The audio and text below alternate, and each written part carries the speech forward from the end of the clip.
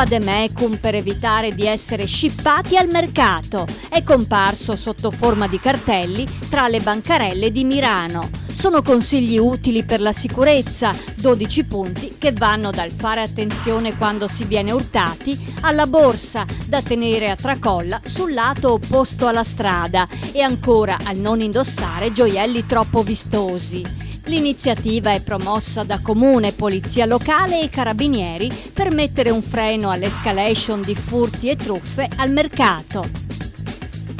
Da movimento clandestino a collaboratore del Comune. Parliamo di guerriglia gardening, azione sovversiva consistente nel piantare fiori e rendere più verdi gli spazi disadorni della città.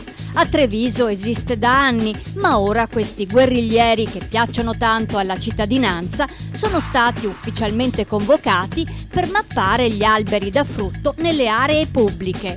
La guerriglia del giardinaggio diventa così urban foraging, approvvigionamento urbano a disposizione di tutti.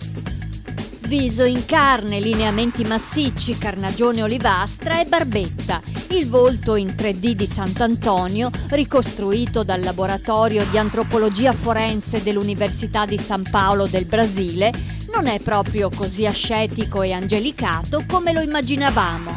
È stato realizzato in base al calco del cranio da un designer che ha lavorato alla cieca, senza sapere cioè che apparteneva a Sant'Antonio. Il volto in 3D rimarrà esposto in Basilica del Santo a Padova fino al 22 giugno.